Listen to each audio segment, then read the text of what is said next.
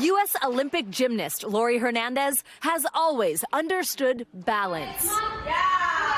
Becoming a household name when she soared to new heights at the 2016 Rio Olympics. This is something I've wanted ever since I was a little girl. At just 16, she helped bring home the gold with USA's Final Five and secured an individual silver medal on the balance beam. Simone Biles, Aly Raisman, Laurie Hernandez, Madison Koshin, and Debbie Douglas, the Final Five.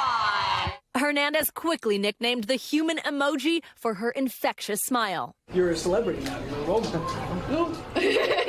Now she's bringing her positive energy to a new role and paying it forward. Look who's here. Laurie Hernandez. On World Refugee Day, the Olympian announcing her new title. UNICEF is naming Laurie as their newest UNICEF ambassador. Hernandez telling me it's the type of adventure she's been preparing for her whole life. First, tell us about this role that you're announcing today, right on your T-shirt. It means the world to me. I mean, I've been connected with UNICEF for a while, but to actually be an ambassador is such an honor.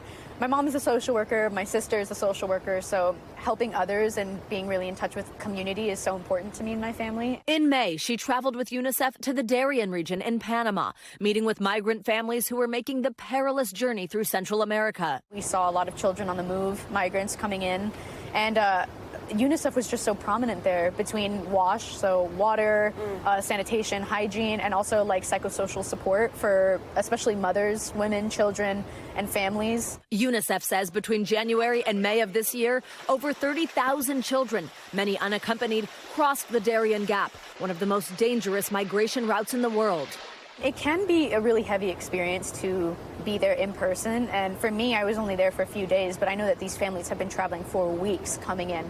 And so there's a lot of respect and there's a lot of like empathy, but it's also understanding that while this is such a difficult journey for them, especially the children are so resilient. It is about determination and courage. Hernandez visited a migration center there, giving some of those children a chance to be kids again by playing games, sharing laughs, and even reading them her own book. They were just so receptive. Part of me thought that they may not want to listen or that they may want to be somewhere else. But there was just a group full of kids who were sitting there looking up at me, reading, and then asking questions about the book. And my book, She's Got This, talks about falling and getting back up and perseverance. And I think they really connected with that. At 23, she's already an ambassador, an author, and a retired gymnast. Now looking toward her next chapter, currently studying drama at NYU. Gymnastics is something where you finish the sport at a really young age. Right. And so you kind of have to decide, what am I going to do afterwards? And that can be a nerve-wracking choice. For me, performance directly tied into acting, entertainment, and things like that. Was that ever scary, that it is something that you know sort of ends or at least transitions young? I was always kind of taught like 16 to 24, that's like the sweet spot. After that, I'm gonna go do something else. So, yeah. Absolutely. So interesting, because so many people feel like that's when their life starts. Yeah, I like practically retired the same year as my dad.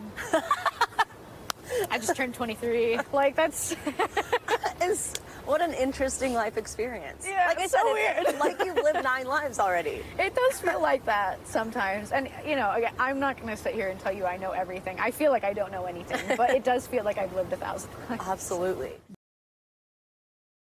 Thanks for watching our YouTube channel. Follow today's top stories and breaking news by downloading the NBC News app.